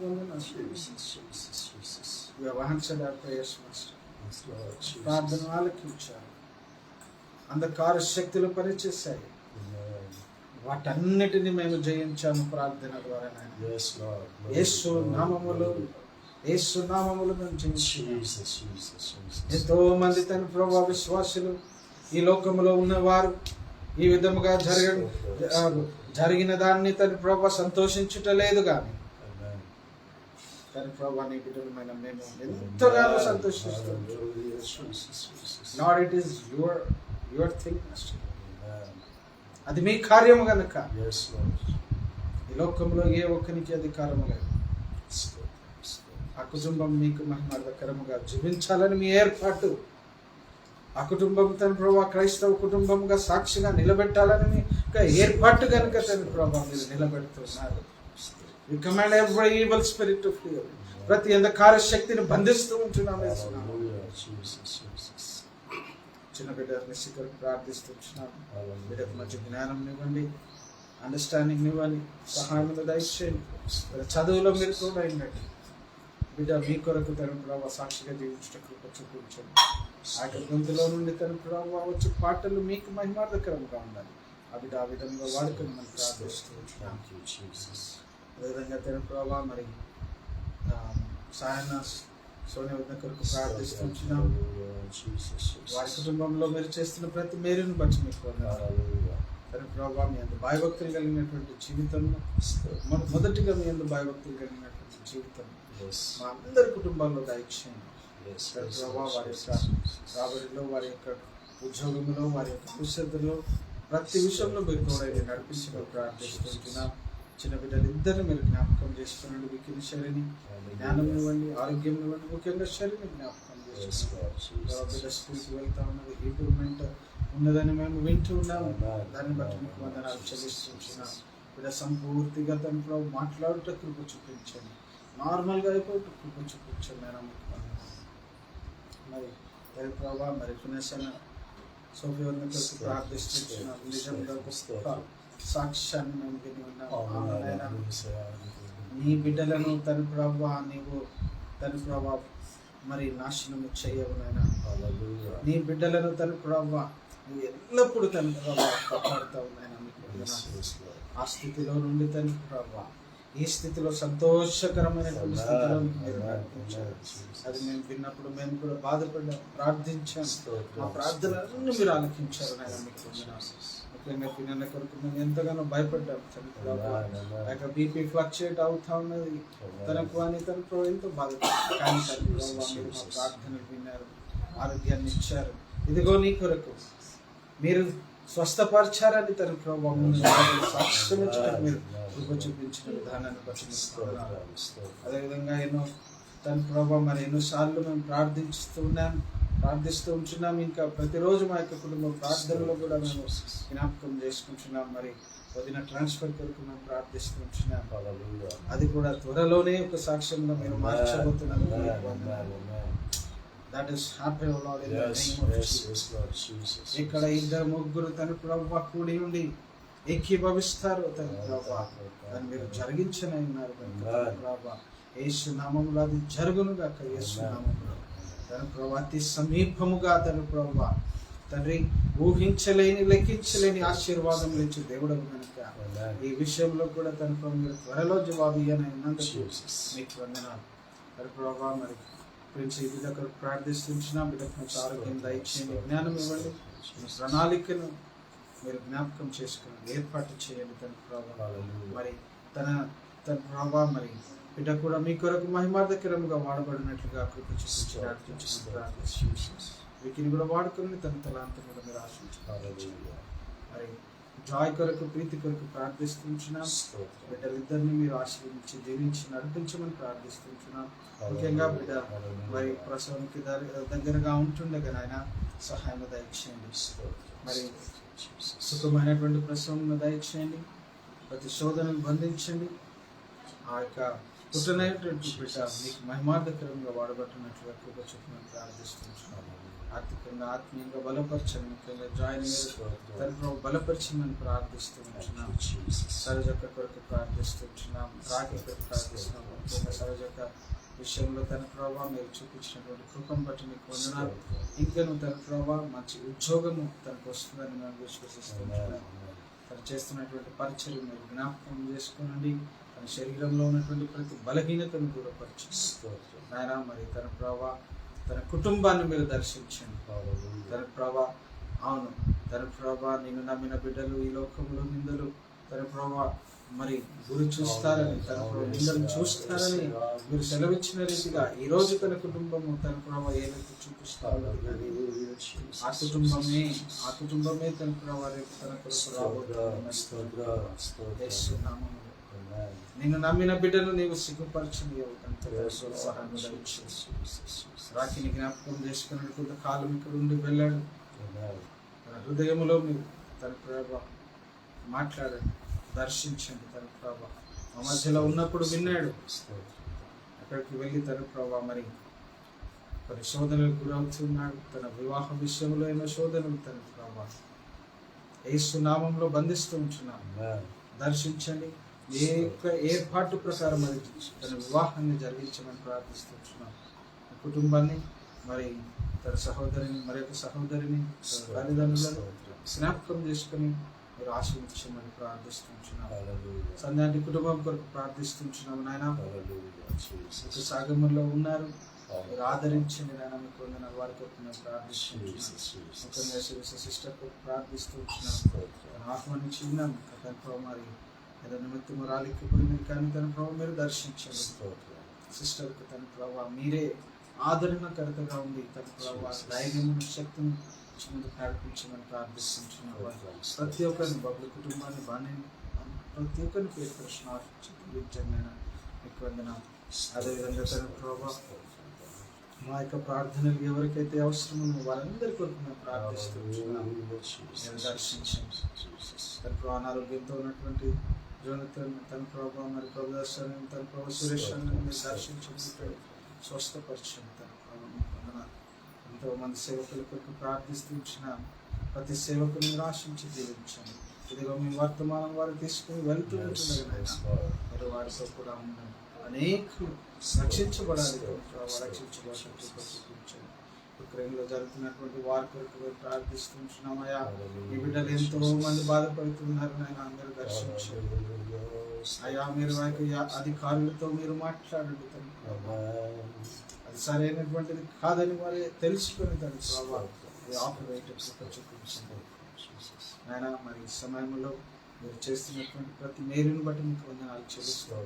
ఈ కూడిక తన ప్రభావ మరి ఆగకుండా మీరు నడిపిస్తున్నందుకు మీకు వందనాలు చెల్లిస్తాం. అనేక మంది కూడికలకు రావాలని మేము ప్రార్థిస్తున్నాం. తన ప్రభావ ముఖ్యంగా మరొకసారి అన్న కొరకు అన్న కుటుంబం కొరకు ప్రార్థిస్తున్నాం. తన అవసరాలు తీర్చండి. ప్రతి విషయంలో మీరు తొందరగా ఆరోగ్యం ఇచ్చినందుకు నడిపించినందుకు ప్రార్థిస్తున్నాం. ఈ సమయాన్ని బట్టి ఇచ్చినందుకు మీకు వందనాలు చెల్లిస్తూ, కూడికను బట్టి మీకు వందనాలు చెల్లిస్తూ తిరిగిన ఆయన మరి ఈ యొక్క వారంలో ఈ యొక్క నెలంతట్లో తన ప్రభావ మీకు సన్నిధి మాకు తోడుగా ఉంచి ఆలయమై జీవిస్తూ అనేకులకు సాక్షిగా మమ్మల్ని కనపరుచుకోవడానికి కృపచుకున్నాయి. అదేవిధంగా వచ్చే తన ప్రభావంలో మీరు అక్కడ ఆలస్యమైతే తన ప్రభావ ఈ విధంగా మేము కూడుకొని ఉపవాసం నుండి మిమ్మల్ని స్తుతించి ఆరాధించి కనపరిచే భాగ్యం అనుగ్రహించమని కొద్ది ప్రార్థన మా ప్రభువును రక్షకుడైన ప్రభువైన యేసుక్రీస్తునామమున వేడుకుంటున్నాం తండ్రి. ఆమేన్.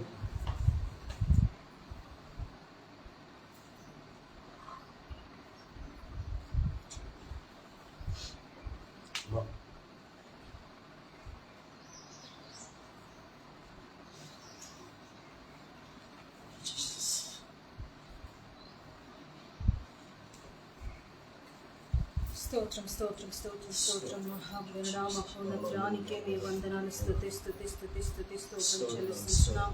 అయా గడిచిన కాలమంతయో మీరు మా జీవితంలో చేసిన ప్రతి మేలు బట్టి మీకు వందనాలు స్తుతి స్తుతి స్తోత్రం చెల్లిస్తున్నాం. అయా మీరు మమ్మల్ని జ్ఞాపకం చేసుకుంటాం. మేము ఏ పాటి వారం తండ్రి నారాయణ మనిషికి మమ్మల్ని అయా మమ్మల్ని జ్ఞాపకం చేసుకుంటూ తండ్రి నాయన మేము ఏ పాటి వారం తండ్రి నాయన నీటి బుడగ వంటి వారం, గడ్డి వంటి వారం తండ్రి, గడ్డి పువ్వు వంటి వారు ఎంతలో పుట్టి అంతలో మాయమైపోయేవారం ప్రభా. అయినప్పటికీ మీ ప్రేమ, మీ దయ, జాలి, కనికరం అయా మా పైన చూపిస్తున్నందుకు మీకు వందనాలు స్తుతి స్తోత్రం చెల్లిస్తున్నాం. అయా మీకు వందనాలు వందనాలు వందనాలు కృతజ్ఞత స్తుతి స్తోత్రం చెల్లిస్తున్నాం. ఎంత స్తుతించినను మీరు నన్ను తీర్చుకొనలేము తండ్రి. మీకు వందనాలు వందనాలు వందనాలు తండ్రి. నేను అబ్రహాము, ఇస్సాకు, యాకోబుల దేవ మా దేవా మీకు వందనాలు స్తోత్రం. అయా అబ్బా తండ్రి అని పిలుచుకి ఇస్తున్న యోగ్యతను బట్టి మీకు వందనాలు స్తోత్రం చెల్లిస్తున్నాం. అయా మీకు వందనాలు తండ్రి నాయన. మీకు స్తోత్రం తండ్రి నాయన. ప్రార్థన కూడికకు నడిపించిన విధానం బట్టి వెళ్ళాలి స్తోత్రం తండ్రి నాయన. మీకు స్తోత్రం. వాక్యంతో మరి తండ్రి నాయన నాతో మాట్లాడినందుకు మీకు వందనాలు స్తోత్రం. అవును తండ్రి మా తండ్రి నాయన మా ఈ దేహము మీ ఆలయమైనది. అయా మరి తండ్రి మేము దాన్ని పరిశుద్ధంగా ఉంచటకు మరి తండ్రి మీ సహాయం దయచేయమని ప్రార్థిస్తున్నాం. ఏసయ్యా మీకు స్తోత్రం. అయా మరి తండ్రి ఈ దేహంను పాటు చేసిన ఇలా మరి తండ్రి మీరు వారిని పాడు చేస్తామని అన్నారు. అవును తండ్రి నాయన, ఆ మీ ఉగ్రతకు మేము పాలు తండ్రి నాయన అవ్వడానికి వద్దు తండ్రి నాయన. మీకు మమ్మల్ని మేము ఎల్లప్పుడూ సరి చేసుకుంటూ ముందుకు వెళ్ళటం సాయం చేయండి ప్రభా. మీకు వందనాలు, స్తోత్రం. మీ పాప లోకంలో ఉంచినప్పుడు శరీరాశ, నేత్రాశ, జీవపు డంబం ఇవన్నీ ఉంటాయి ప్రభా. వాటన్నిటిని అధిగమిస్తూ నాయన మీ తోడుతో మేము ముందుకెళ్ళటకు సాయం చేయండి ప్రభా. మీకు స్తోత్రము అయా. వాక్య పఠనము వాక్య ధ్యానము నాయన వాక్యానుసారమైన జీవితం మాకు దయచేయమని ప్రార్థిస్తున్నాం. యేసు మీకు స్తోత్రం చెల్లిస్తున్నాం అయా. మీకు వందనాలు తండ్రి నాయన. మాకు సూటిగా నాయన వాక్యానుసారంగా వాక్యాన్ని ఎలా ఉందో అలా చెప్పుటకు ఇచ్చిన మా వరప్రసాదాన్ని బట్టి వెళ్ళాలి స్తోత్రం తండ్రి నాయన. దాని ఎలా ఉందో తను మాకు బోధిస్తున్నప్పుడు మేము కూడా నాయన అలాగే దాన్ని స్వీకరించి దాని అనుసారంగా మేము జీవించటకు సాయం చేయండి ప్రభా. అలా కుటుంబాన్ని ఆశించి దీవించండి నాయన. మీకు స్తోత్రం. ఇంకా అనేకమైన ఆత్మలు నాయన రక్షించటకు సాయం చేయమని ప్రార్థిస్తున్నాం. అలాగే మేము కూడా నాయన మీ దగ్గరకు వచ్చినప్పుడు నాయన మీరు మమ్మల్ని అడిగినప్పుడు నాయన ఒక ఆత్మనైనా మేము రక్షించటకు సాయం చేయండి ప్రభా. స్తోత్రం చెల్లిస్తున్నాం. అడిగినప్పుడు ప్రభా నైనా మేము తాళం దించుకొని ఉండవద్దు ప్రభా. మీకు స్తోత్రం తండ్రి. ఒక్క ఆత్మనైనా మేము మీ సన్నిధానంలో నడిపించటకు సాయం చేయండి ప్రభా. మీకు స్తోత్రం చెల్లిస్తున్నాం అయా. మీకు వందనాలు తండ్రి నాయన. ఈ మధ్యాహ్న కాల సమయం అందు ప్రభా మీకు స్తోత్రం. ఎక్కడ ఇద్దరు ముగ్గురు కూడి ఉంటారో ఆ నామం తండ్రి నేను ఉంటానన్నారు. అవును తండ్రి నాయన. అయా మీ ప్రెజెన్స్ కై మీకు వందనాలు తండ్రి. మీకు స్తోత్రం చెల్లిస్తున్నాం. చక్కటి ఆత్మీయ ఆహారం ఇచ్చినందుకు మీకు వందనాలు. స్తోత్రం తండ్రి. మీకు వందనాలు తండ్రి నాయన. మీకు స్తోత్రం తండ్రి నాయన. మీకు స్తోత్రం ప్రభా. నా కష్టాల కుటుంబాలను బట్టి మీకు వేల స్తోత్రం ప్రభా. మీకు స్తోత్రం తండ్రి. నా గురించి ప్రార్థించడానికి ఇచ్చిన తండ్రి నాయన సిబ్లింగ్స్ ని బట్టి థ్యాంక్ యూ నాయన. వాళ్ళ హస్బెండ్స్ ని బట్టి వాళ్ళ కుటుంబాలను బట్టి thank you Jesus. Thank you ప్రభా నాయన. మీకు వందనాలు తండ్రి. ప్రతి ఒక్కరిని పేరు అసలు దీవించండి ప్రభా. మీకు స్తోత్రం చెల్లిస్తున్నాం. ఇంతవరకు మా జీవితంలో మీకు చేసిన ప్రతి మేలు బట్టి మీకు వందనాలు స్తుతి స్తోత్రం చెల్లిస్తున్నాం. డాడీకున్న బలహీనతలు మీరు బాగా ఎరిగిన దేవుడు వచ్చారు. అవును తండ్రి నాయన. మీ కృప మాకు చాలు తండ్రి. దానికంటే ఎక్కువగా మేము ఏది కోరం నాయనా. మీకు వందనాలు స్తోత్రం చెల్లిస్తున్నాం అయా. మేము బలహీనతలు ఉన్నప్పుడే అయా మీ బలము మా ఇళ్ళలో ఉంచదు నాయనా. మీకు వందనాలు స్తోత్రం చెల్లిస్తున్నాం అయా. మీకు వందనాలు తండ్రి నాయన. ఇంతవరకు చేసిన ప్రతి మేలు బట్టి మీకు వందనాలు స్తోత్రం చెల్లిస్తున్నాం అయా. వాక్య పాఠనం అవును తండ్రి నాయన. మీకు వందనాలు స్తోత్రం అయా. మా జీవితంలో మా కుటుంబ జీవితంలో మేము వాక్య పాఠనం చేయటకు సాయం చేయండి. రెగ్యులర్ గా చేయటకు సాయం చేయమని ప్రార్థిస్తున్నాం అయా. మీకు వందనాలు తండ్రి. వాక్యానుసారమైన జీవితం మాకు దయచేయమని ప్రార్థిస్తున్నాం అయా. మీకు వందనాలు తండ్రి. మీకు స్తోత్రం చెల్లిస్తున్నాం. కూడి ఉన్న ప్రతి ఒక్కరిని ఆశించి దీవించండి అయా. నాయన వారికి అక్కర్లు ఏమన్నాయో మీరు బాహటంగా ఎరిగిన దేవుడు అయింటున్నారు తండ్రి నాయన. తీర్చే దేవుడు మీరు అయింటున్నారు. అడుగు వాటికంటే ఊహించే వాటికంటే అధికంగా ఇచ్చే దేవుడు మీరు అయింటున్నారు తండ్రి ప్రభా. మీకు స్తోత్రం చెల్లిస్తున్నాం. బ్లెస్ చేయమని ప్రార్థిస్తున్నాం అయా. మా కుటుంబంలో చిన్న బిడ్డలు ఉన్నారు ప్రభా అయా. మీకు వందనాలు తండ్రి. వాళ్ళందరూ టీన్స్ లోకి ఎంటర్ అవుతున్నారు నాయన. మీకు కంచి వేయండి నాయన. కావుదల్లో భద్రపరచండి ప్రభు. మీకు స్తోత్రం తండ్రి. ఏ దుష్టుని కన్నులు బిడ్డల ఒక్కరి మీద పడుకున్నట్లు అగ్ని కంచి వేయండి. ఏ సున్నాములు అగ్ని కంచి వేయండి. కావుదల్లో భద్రపరచండి ప్రభా. మీకు స్తోత్రం చెల్లిస్తున్నాం. వారు ఎక్కడ ఉన్నాను తండ్రి నాయన. ఆయా పాపం తట్టు తిరక్కున్నట్లు సాయం చేయండి ప్రభు. మీకు స్తోత్రం ఆయా. పాప భీతి వారిలో ఉంచమని ప్రార్థిస్తున్నాం యేసు. మీకు స్తోత్రం ఆయా. తల్లిదండ్రులుగా మేము తండ్రి ప్రభా బిడ్డలకు మంచి నేర్పుటకు సాయం చేయండి. మొదటిగా మీ వాక్యమును మేము నేర్పుటకు సాయం చేయమని ప్రార్థిస్తున్నాం అయా. మీకు వందనాలు బిడ్డలను కూడా తండ్రి నాయన మీరు అక్కడకు మేము సిద్ధపరచుటకు సాయం చేయండి ప్రభా. మేము సిద్ధపడుతూ వారికి తండ్రి వాక్య బోధన చేస్తూ తండ్రి వారిని కూడా సిద్ధం చేయటకు సాయం చేయండి ప్రభు. మీకు స్తోత్రం. వారి బిడ్డలకు తండ్రి నాయన మంచి తెలివి జ్ఞాన వివేకం దయచేయమని ప్రార్థిస్తున్నాం. జ్ఞానవంతుల వరుసలో లెక్కించండి ప్రభు. మీకు స్తోత్రం. ఈ లోకంలో ఉన్నప్పుడు జ్ఞానం ఎంతో అవసరం ప్రభా. మీకు స్తోత్రం చెల్లిస్తున్నాం అయా. జ్ఞానం బుద్ధి విజ్ఞాన సర్వ సంపదలు మీలో గుప్తమై ఉన్నాయి ప్రభా. మర్తని నాయన మీరు సమస్తం ఇచ్చే దేవుడు అయింటున్నారు. నన్ను అడుగుడిన్నారు మర్తని ఇస్తానన్నారు తను. ఎవరికైనా జ్ఞానం కొద్దుగా నన్ను అడుగుడు ఇస్తానన్నారు. అవును తను. బిడ్డలు కూడా మర్తని నాయన వారు కూడా మరి తండ్రి అయా మిమ్మల్ని అడిగి పొందుకుంటకు సాయం చేయండి. అట్టి ప్రార్థనా జీవితం ఇప్పటి నుంచే వారికి దయచేయమని ప్రార్థిస్తున్నాం. తల్లిదండ్రులుగా మరి మేము ప్రిపేర్ చేయాల్సింది చాలా ఉంది ప్రభా. మరి తండ్రి అట్టి జ్ఞానమును వివేకను మాకు దయచేయమని ప్రార్థిస్తున్నాం. మీకు స్తోత్రం చెల్లిస్తున్నాం అయా. మీకు వందనాలు తండ్రి నాయనా. మీకు స్తోత్రం చెల్లిస్తున్నాం. ఇంతవరకు చేసిన ప్రతి మేలు బట్టి మీకు వందనాలు. మాకు ఇచ్చిన మంచి ఆత్మీయ ఆహారాన్ని బట్టి థ్యాంక్ యూ యేసయ్యా. నేను మరి తండ్రి ఇలా మరి తండ్రి నిల్చుంటానని నేను మరి తండ్రి నేను ఎక్స్పెక్ట్ చేయలేదు ప్రభా. మీకు స్తోత్రం. మీరు నా కుటుంబాన్ని జ్ఞాపకం చేసుకుని సజీవంగా ఉంచినందుకు మీకు వందనాలు స్తోత్రం చెల్లిస్తున్నాం అయా. మీకే వందనాలు కృతజ్ఞత స్తోత్రం చెల్లిస్తూ చిన్న ప్రార్థన నా జడనే వేస్తున్నామని ప్రార్థించి వేడుకుంటున్నాం తండ్రి. ఆమేన్.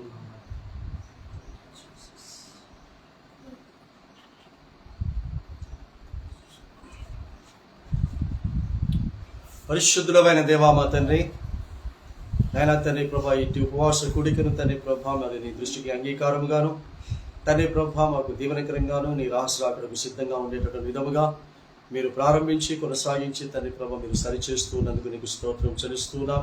నాయనా తండ్రి ప్రభా మరి విన్నటువంటి వాక్యమును తండ్రి ప్రభా మా జీవితంలో విన్నాము అన్న సంతోషము మేము కలిగి ఉండటం కాకుండా దాని ప్రకారంగా తండ్రి ప్రభా పరిశుద్ధ ఆలయాలుగా మీరు మాలో నివసిస్తున్నారని భయము వణుకుతో తండ్రి ప్రభా మేము జీవిస్తూ తండ్రి ప్రభా మీరు సంతోషముగా మమ్మల్ని 10 మందికి పరిచయం చేసేటటువంటి స్థితిలో మేము ఉండాలి నాయన. నీకు స్తోత్రాలు చెల్లిస్తూ ఉన్నాం తండ్రి ప్రభా. కాబట్టి మేము కొనుక్కున్నటువంటి వాటిని ఏ విధంగానైతే తండ్రి ప్రభా 10 మందికి మేము చూపిస్తామో సంతోషిస్తామో వారు సంతోషపడేటట్టు చేస్తాం, అలాగే మమ్మల్ని మీరు కొనుక్కున్నావు నాయన. నీకు స్తోత్రం. కాబట్టి మమ్మల్ని కూడా మీరు సంతోషంగా అనేకులకు చూపించాలని ఇష్టపడుతూ ఉన్నాం తండ్రి. అలాంటి జీవితం కొరకు మమ్మల్ని సిద్ధపరిచినందుకు నీకు స్తోత్రాలు చెల్లిస్తున్నాం తండ్రి ప్రభా. నేను అడిగినవి అడగక మరిచినవన్నీ కూడా తండ్రి ప్రభా నీవు నెరవేర్చే తండ్రివి మాకున్నావు తండ్రి. కాబట్టి మేము అడగక మునుపే మాకు అక్కరగా ఉన్నవన్నీ కూడా తండ్రి ప్రభా మీరు సమకూర్చి అనుగ్రహించి ఆయురారోగ్యాలతో దీర్ఘాయుగల తృప్తితో శాంతి సమాధాన నెమ్మదితో అనుభవింప చేయమని తండ్రి ప్రభా ప్రార్థిస్తున్నాం నాయన. అనుభవించని ప్రార్థన జవాబులు ఎందుకు నాయన నీకు స్తోత్రములు, అనుభవించని ఆశీర్వాదాలు ఎందుకు తండ్రి. కాబట్టి ఈ క్షణమున మీరు అనుభవింప చేస్తున్నందుకు నీకు స్తోత్రాలు చెల్లిస్తూ ఉన్నాము తండ్రి ప్రభా. ఆ విధముగా రాకడకు మమ్మల్ని అందరినీ కూడా మీరు సిద్ధపరిచి ఈ కూడికలు తండ్రి ద్వారా అనేక ఆత్మలు నీకు అప్పగించబడేటటువంటి విధముగా జరిగించుకొని కొనసాగింప చేసుకొని ముగించుకున్నాను. మా ప్రియ రక్షకుడైన యేసుక్రీస్తు పేరిట తండ్రిని అతి వినయంగా బ్రతిమలాడి వేడుకుంటున్నాము స్వామి. ఆమేన్. ఇప్పుడు మన తండ్రి యొక్క కుమారుని యొక్క పరిశుద్ధాత్మని యొక్క ప్రేమ కృప అన్యోన్య సహవాసము సమాధానము సకల దీవెనల ఆశీర్వాదము మనకును కుటుంబాలకును భూమి మీద నివసిస్తున్న సకల విశ్వాసులకును సత్యరాజ్య సువార్త ప్రకటిస్తున్న ప్రతి అభిషక్తునికి అభిషక్తురాలికి ఇప్పుడు ఎల్లప్పుడు సదాకాలము తోడై నీడయుడును గాక. ఆమేన్. శ్రీరావంబల్ మామీదా వర్షింప చేయుమిషా ఆశతో నమ్మియున్నాము నీ సత్య వాగ్దాతము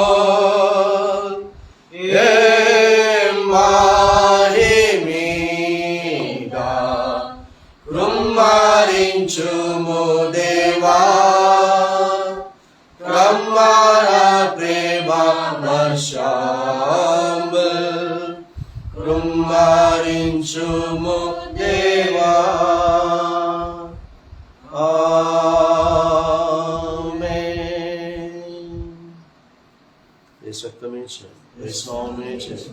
రక్తం సంపూర్ణ విజయం అపవాది క్రియలంక కొన్ని నాశనం తండ్రి కార్యము నిరంతరం జయం జయం జయం తండ్రి. ఆమేన్.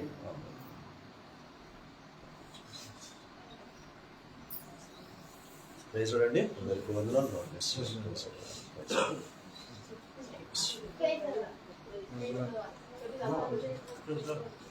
Praise Lord. God bless you.